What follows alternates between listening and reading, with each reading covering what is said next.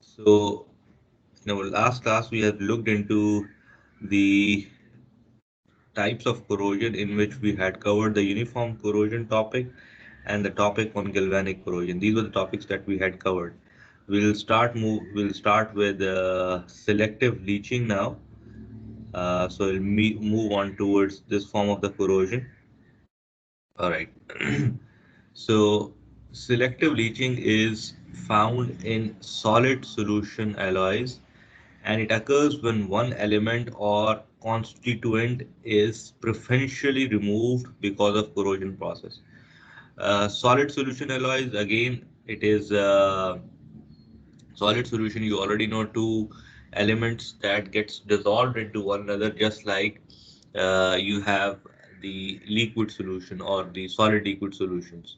So in a solid solution, one of the element it gets removed from the material preferentially due to its reactivity with the environment. The most common example is the dezincification of brass. Brass is a metal alloy that has always made a combination of copper and zinc. It is made up of copper and zinc, and dezincification, as the word says, is zinc getting selectively leached out or selectively removed from the brass alloy is basically the dezincification process. Uh, Normally, it is brass which contains more than 15% of zinc. They are susceptible to dezincification process. And zinc is a highly reactive metal. If you see it in the galvanic series, you will see the position of zinc being ranked at the upper end of the series. So zinc is a highly reactive metal, and the reactivity of zinc basically it originates from the fact that zinc has weak atomic bond relative with regards to other metals, and simply zinc atoms are easily given up to the solution with certain aggressive characteristics. What are the characteristics of the solution? If the solution is slightly acidic or alkaline and it is not highly aerated, that means there is not much of an oxygen in the solution, and the rates of flow of circulating liquid is low. So there is a stagnant water uh, uh, in which a brass is being or the brass is being exposed to. It could lead to dezincification process.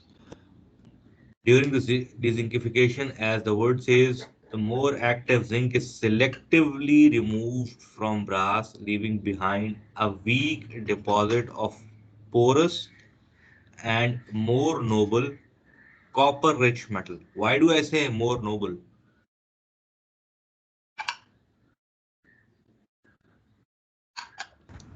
Ji, noble sir भी sir क्या they are sir they are reluctant to corrosion sir ये corrosion नहीं sir करते बिल्कुल galvanic series sir में they are cathodic होंगे। Cathodic behaviour होगा very good so if we have a look at the image over here, you see this yellowish color. This is basically of brass, and the reddish deposit that you see over here is basically the porous copper that is being left behind. So this is a mixture. This brass is a mixture of copper and zinc, and as the zinc gets selectively removed from brass, you are left behind with a dark reddish porous structure, which is basically that of copper, from which zinc has been removed. The mechanical properties of the alloy, if you remember, are significantly impaired because only a porous mass of copper remains in the region that has been dezincified. If you remember, we studied the solid solution strengthening mechanism, in which the solute, when it gets into the interstitial sites or in the regular sites, it creates stress that basically originates the strength of the material. But once one of the solvent or solute, in this case is zinc, gets removed from the matrix, it basically weakens the matrix in the form of porosity, and the solution strength gets compromised. In addition, the material changes from yellow to red color. The red color represents that of copper. Copper is generally red in color. Selective leaching may occur with other alloy systems in which aluminum, iron, cobalt, chromium, and other elements are vulnerable to a preferential removal. That means they are exposed, a mixture or alloy composition is being exposed to an environment in which one of the alloying element gets removed uh, on a preference, all right, leaving behind a porous structure. So this is selective leaching. Moving on to sir the G. Sir ये selective leaching galvanic corrosion से किस तरह different है? Galvanic corrosion में जो है, you have two different materials in the form of elements. दो different entity of materials होते हैं. Brass is a single material. It is not a different two different materials. जब आप solution कह देते हैं, solution is one solution. सही से Alright. ठीक हो गया.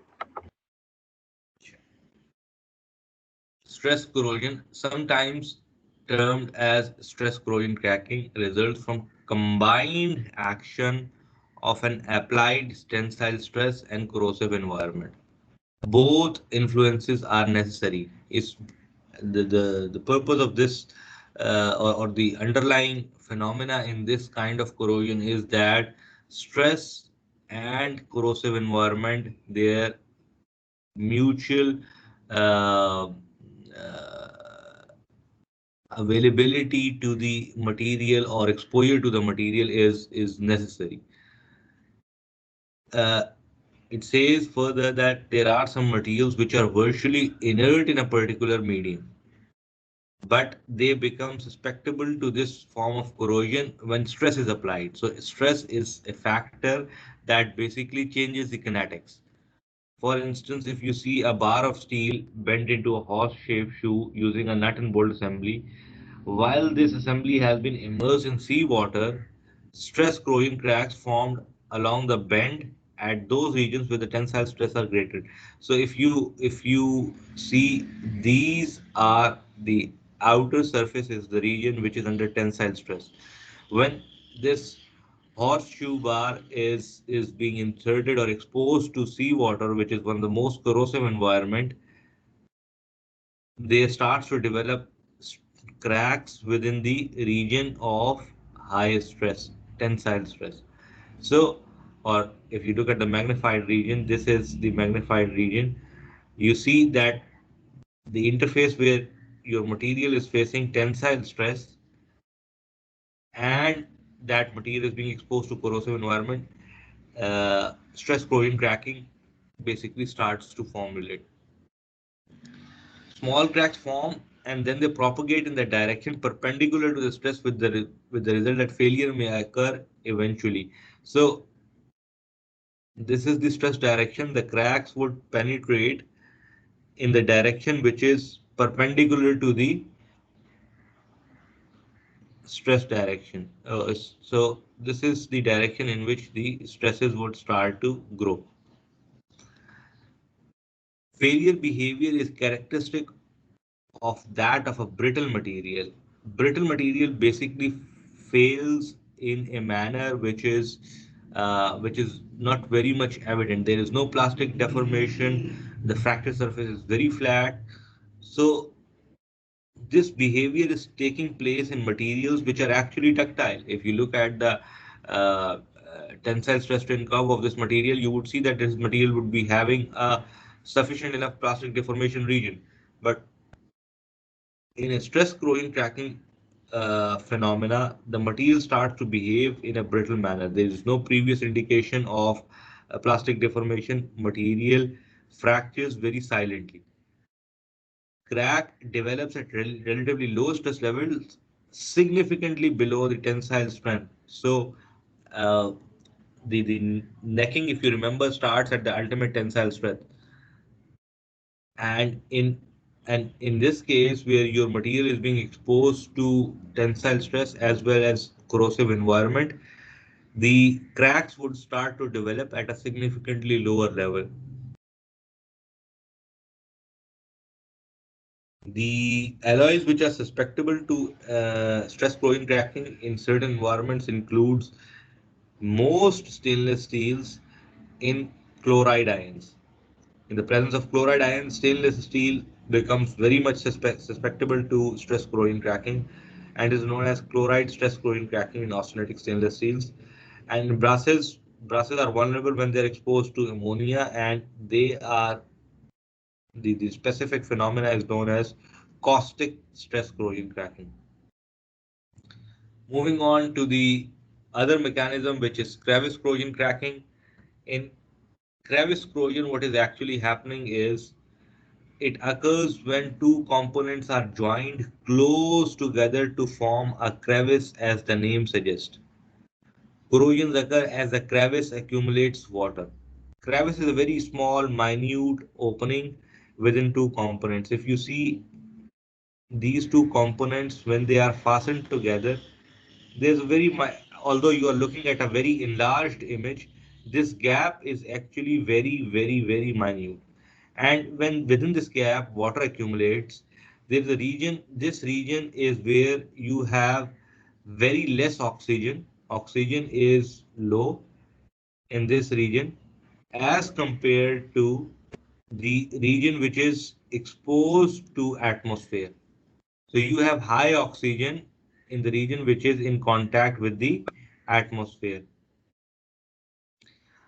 And in the crevice you have lower oxygen. So due to this difference in oxygen in the presence of electrolyte and the metal also there, you basically develop, or there is a development of differential cell, and this low oxygen region becomes the anode and the high oxygen Yeah. region becomes the cathode. G. G, was there any question? No, sir. All right. So if the crevice is small enough, a differential oxygen concentration cell develops in water.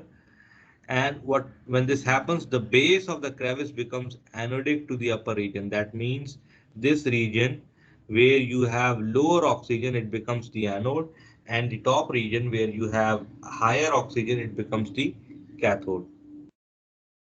Crevice corrosion offers occur under bolts, rivet heads, as well as in shielded areas under dirt or sand deposits, because you will have then the differential cells that would be developed. There would be regions of metal in contact with electrolyte having different amounts of oxygen in them. Then comes the pitting corrosion. Pitting corrosion is a localized form of corrosion by which cavities or holes are produced in the material. It is these sort of holes or cavities that develop in the material, and then these cavities grow deeper into the material without them being getting noticed. Initiation, how does this bit initiate? There is a localized chemical or mechanical damage to a protective oxide film. So if you remember, normally all alumina, it develops an oxide protective film, and due to the local damage to this protective oxide film, uh, or damage to a protective coating, or poor application of protective coating, localized poor application of protective coating, but the defect is localized. Due to this, the for example, if you have this material which has this protective coating, so let's say due to some mechanical damage or chemical attack initially, this coating gets damaged from a very localized region. This basically initiates the formation of the pit. A small cavity exists in the surface of the metal into which oxygen cannot diffuse quickly. Now, this phenomena becomes similar to the crevice corrosion. Formation of a pit. A current will be produced between the unaerated area, that is the anode within the cavity, which will become the anodic part, and the aerated part of the surface outside, which will act as the cathode. Now, if you remember, this small area acting as an anode and a large area acting as a cathode, it is very undesirable. And pitting corrosion can produce pits with their mouth open, which is uncovered or covered with semi-permeable membrane of corrosion products. That means as a result of this area getting corroded, you could either have these corrosion products covering up this pit while this pit is growing deeper into the material, or you could have it open, but still the pit would grow deeper. As you know, that small anode area would get corroded very quickly. Pitting is considered to be more dangerous than uniform corrosion damage because it is more difficult to detect, predict, and assist in the design. So, just by looking from the top, you cannot tell how much deep the pit is. So, essentially, you cannot predict how much damage has already happened.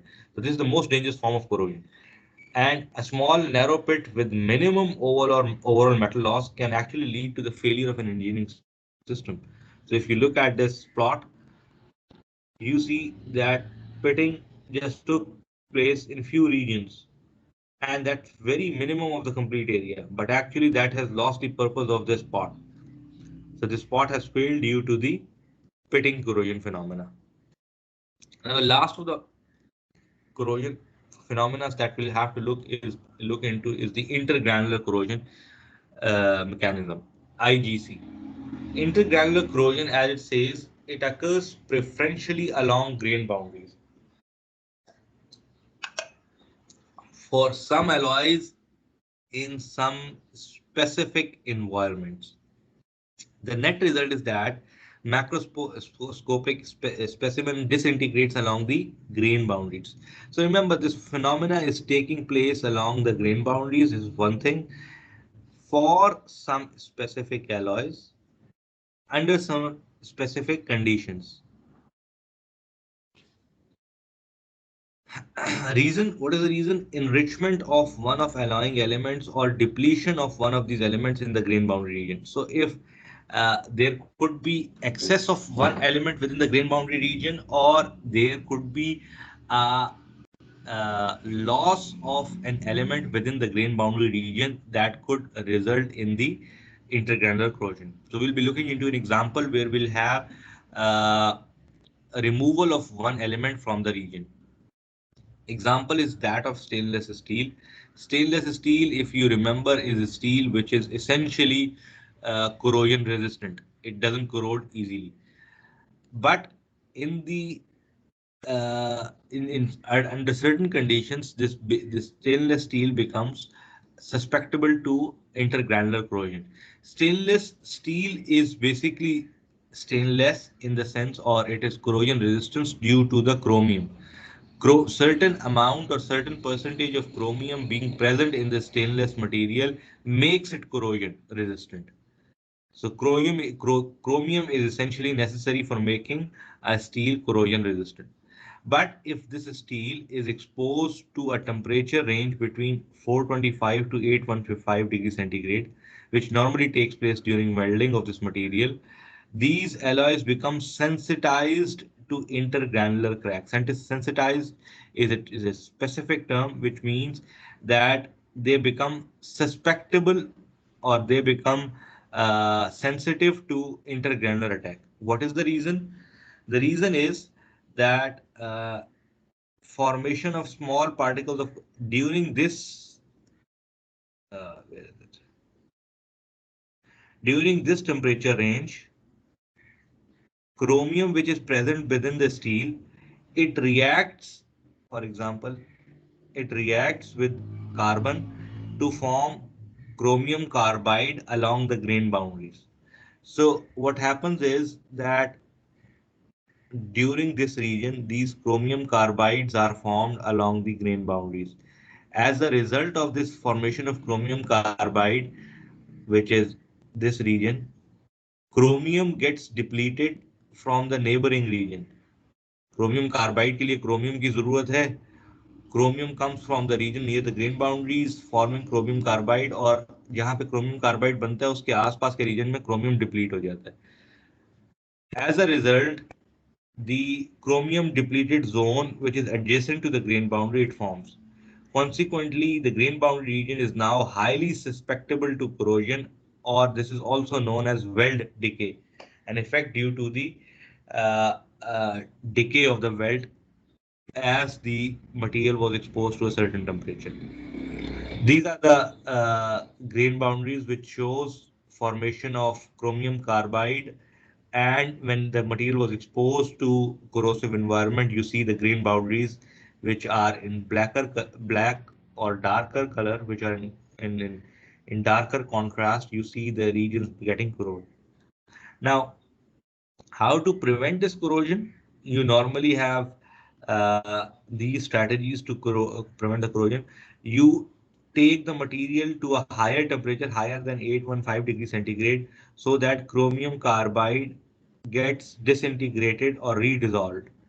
And then you quickly cool it down so that you don't get material enough time to stay within this region for chromium carbides to form again, or you lower the carbon content below 0.03% so that there is no enough carbon, and chromium would have no choice but to sit alone since there is not enough carbon present to form chromium carbide. The third is you use another alloying element with chromium carbide, such as niobium or titanium, which forms carbides at a preference to chromium carbide. So if niobium or titanium would be present, chromium carbide would not form. Instead, niobium or titanium carbides would form so that chromium would remain within the grain boundary region. Now, the last part is controlling corrosion. How you can control corrosion? Self-protecting metals, that means metal combines with oxygen to form an oxide layer that slows corrosion. For example, alumina form metal oxide layer by reacting with air, or you could slow down the reaction kinetics by reducing the temperature. So if you reduce the temperature, you can reduce corrosion. You can add inhibitor. Inhibitor is a chemical that is being acted in the solution so that it removes oxygen from the material, inhibiting the reaction. When there would not be oxygen within the material, it would slow down the oxidation reduction reaction where oxygen is involved, or slow down the reaction by attaching the species to the surface, for example, painting it.